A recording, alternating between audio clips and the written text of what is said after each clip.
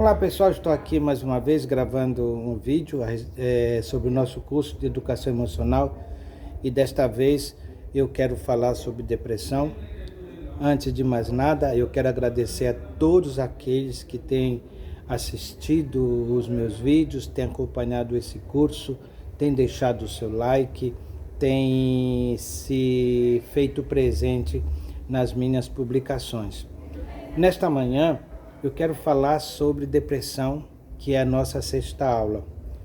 Mas eu quero sair um pouquinho dessa ideia de estar definindo depressão, de estar trazendo informações, produtos de pesquisas e etc.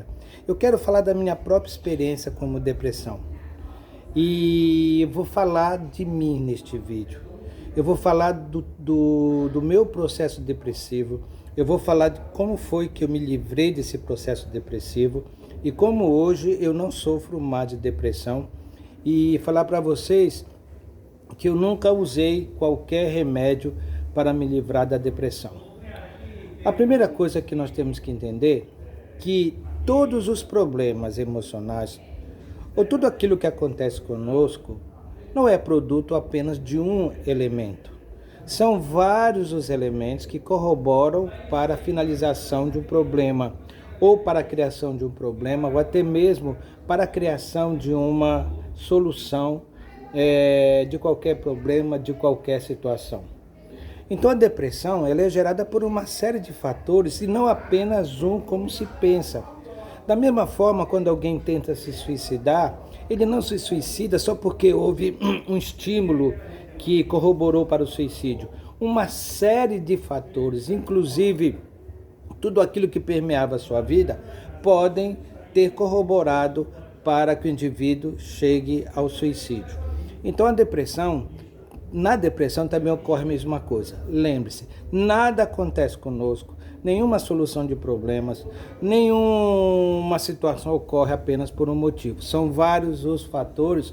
É por isso que quando as coisas acontecem conosco, ao invés da gente estar terceirizando responsabilidade, procure estudar, procure pesquisar através de perguntas inteligentes as razões pelas quais se chegou àquele problema, ou se chegou àquela complicação, se chegou a uma solução. Então a depressão é um estado mórbido de humor melancólico.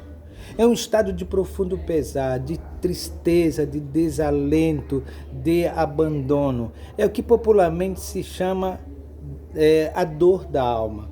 Mas é uma dor que não tem explicação. É algo só que quem passou por essa dor sabe o que significa. Mas ela causa uma tristeza tão grande que ela paralisa totalmente a tua parte cognitiva, até a tua parte motora. E a própria palavra depressão quer dizer puxado para baixo. Você é puxado para baixo. Você é levado para o fundo do poço, como se costuma falar. E quando você é levado para baixo, já que a palavra depressão significa exatamente isso, você precisa de algo, de alguém que possa trazê-lo para cima. Em muitas situações, você tem que buscar esses recursos dentro de você, sabe por quê? Porque mesmo que as pessoas cheguem com uma receita do tipo, faça isso, faça aquilo, ou não faça isso, faça aquilo, você não consegue sair. Eu costumo dizer que a depressão, ela, quando ocorre, ela faz com que o teu organismo tome um banho de hormônios, de neurotransmissores que te paralisam.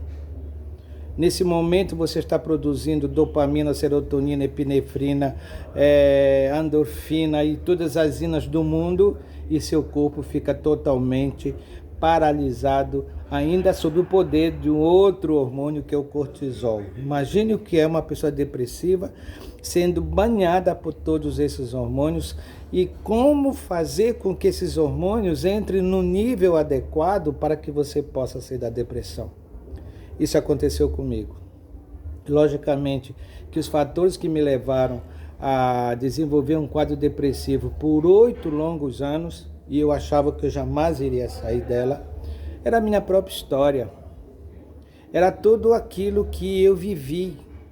Eu fui criado praticamente morando numa casa, morando numa outra. Eu não tinha uma conexão afetiva com as pessoas, eu não tinha uma relação familiar efetiva, eu nunca convivi de pronto com uma família, eu não tinha laços afetivos familiares, eu não tinha conexão com parentes, eu não tinha anexação, que é ter alguém com quem você pudesse contar. Quando eu cheguei a São Paulo, aos 20 anos, eu já me via como uma pessoa muito apreensiva, deslocada, diferente de todo mundo. E isso tudo fazia com que eu vivia alheio às minhas necessidades e até mesmo alheio às pessoas. Depois de alguns anos, eu caí num processo de depressão tão grande, a dor emocional que fazia com que as caspas fossem criadas na minha sobrancelha, meu bigode, meus braços escamavam de tanta apreensão, de tanta tensão que eu vivia. Com a única diferença que eu não falava para ninguém do que eu estava sentindo, nem do que eu estava passando. E para corroborar com isso, eu era evangélico, e como evangélico, à época, se eu falasse para alguém do que eu estava sentindo, eles iam dizer que eu não estava lendo Bíblia, que eu não estava orando, e que eu estava com pecado oculto, e que o diabo estava me tentando. E se eu pensasse em procurar alguém, eles iam me dizer que não precisava procurar ninguém, porque Jesus me curava. Isso não acontecia. Eu sofria desse profundo estado de abatimento e recorria ao expediente religioso. Eu ia para a igreja, assistia mais cultos, visitava a igreja aqui, visitava a igreja acolá, lia minha Bíblia, lia de uma forma intensa a Bíblia, cheguei a ler minha Bíblia 18 vezes no intuito de me penitenciar para assim me livrar da depressão. E nada acontecia, nada acontecia. Eu continuava naquele estado de lástima, de dor e de tristeza profunda. Um dos sintomas que a depressão, que era manifestado na minha depressão, é que eu tinha muita vontade de correr. Eu queria sair de casa e eu fazia isso. Quando eu estava numa crise depressiva profunda, principalmente nos finais de semana, quando eu não ia trabalhar, eu saía correndo da casa onde eu morava, aliás, do apartamento que eu morava na rua Jaguaribe, lá em São Paulo, e ia correr ali no estádio Pacaembu. Eu corria e chorava, corria e chorava. Mas era interessante que depois que eu voltava para casa, eu já estava melhor. Só mais tarde é que eu fui perceber a importância que os exercícios têm para a depressão. Além disso, eu também representava aquele estado de mascote. O mascote é aquele indivíduo que sorri, aquele indivíduo que brinca, aquele indivíduo que está sempre alegre, mas por dentro ele está sofrendo. E era isso o que acontecia comigo. Eu sofria sozinho, eu sofria calado.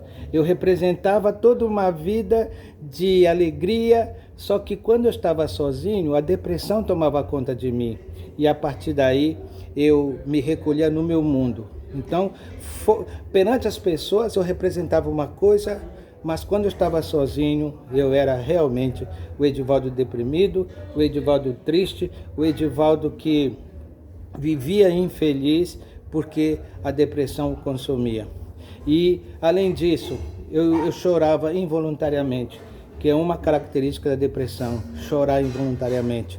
Eu me sentia muito apreensivo, muito ansioso. Eu dormia demais.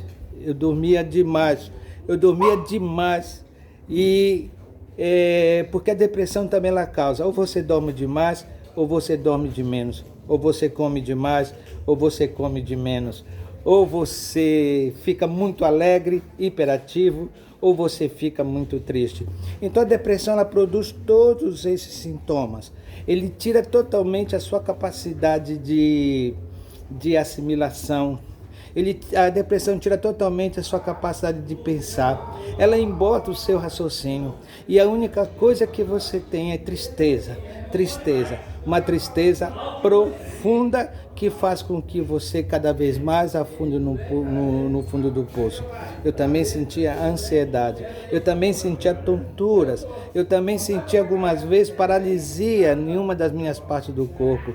Eu também tinha muita compulsão sexual, como eu era evangélico, eu partia para masturbação, ou seja, para a masturbação compulsiva. Tudo isso como forma de eu lidar com a depressão. São tantos os sintomas que ela causa, e um deles também era uma forte tendência suicida. E nessa brincadeira eu tentei suicídio 3 vezes. Até que um dia, quando eu pensava em me livrar da depressão, e vim descobrir depois que quando a gente pensa em morrer, quando você tenta se suicidar, na verdade você não quer se suicidar, você não quer morrer, você só quer se livrar da dor. E na tentativa de me livrar da dor, eu saí um dia do apartamento em que eu morava e fui até o Viaduto do Chá. Viaduto do Chá, por baixo, passa a Avenida 23 de Maio, em São Paulo. Chegando lá, era 11h30 da noite, eu disse, é só pular daqui. Mas eu quero pular de tal forma que eu não morra. Aliás, eu quero pular de tal forma que eu morra. Eu não quero pular e depois ficar quebrado, depois ficar aleijado. Eu quero pular e morrer. Então, por isso tem que pular de tal forma que isso ocorra. E nesse momento aconteceu um fato interessante. Vinham 2 moças caminhando ali pelo Viaduto do Chá. E de repente uma delas disse assim para a outra. Quando eu vi aquelas 2 moças, eu parei para ver elas passarem, porque depois que elas passassem, eu iria pular, porque eu não queria que ninguém impedisse esses meus gestos translocados. Aí uma delas diz assim, você sabe que a Mitty Matias escreveu um novo livro? Ela perguntou, mas que livro foi? E eu conheci a Mitty Matias, era uma poetisa batista, e eu era batista à época. Ela disse assim, o livro foi Há um Deus na Sua Vida. Nesse momento, quando ela falou Há um Deus na Sua Vida, foi como se uma flecha invadisse o meu coração, a minha mente. E nesse momento, eu comecei a falar para mim, há um Deus na minha vida, há um Deus na minha vida, há um Deus na minha vida. Eu reparei que a depressão, uma das coisas que ela tira de você é a fé, é a esperança. Você fica totalmente vazio, você perde a fé. Mas naquele momento, uma nesga de esperança começa a brotar dentro de mim. Há um Deus na minha vida, há um Deus na minha vida. E eu desci da mureta onde eu estava pronto para me jogar. E comecei a caminhar em direção à casa onde eu morava. Eu caminhei naquela noite, sem saber quantos faróis eu passei, não tinha noção de ruas. Eu estava como que envolvido por uma energia tão forte que eu não tinha consciência de onde eu estava passando. Cheguei na Rua Diana, 112, onde eu morava. Sentei na porta e comecei a chorar. Chorei. Ali havia começado uma nova fase da minha vida. A depressão não havia terminado, mas eu já conseguia sentir um certo alívio daquela dor emocional. E naquele dia, eu dormi como nunca tinha dormido na minha vida. Aí, no dia seguinte, eu já não era mais o mesmo. A partir dali, eu comecei a buscar ajuda. Foi quando eu encontrei um grupo chamado Neuróticos Anônimos. E ali, eu comecei a frequentar as reuniões, vencendo todos os meus preconceitos em relação ao fato de eu ser evangélico. E o evangélico, à época, era extremamente obtuso, cego, em relação a procurar uma ajuda externa. Você tem que orar, você tem que buscar o Senhor. Eu já tinha feito isso inúmeras vezes e nada tinha acontecido. E a partir dali eu comecei a singrar um novo caminho de cura interior.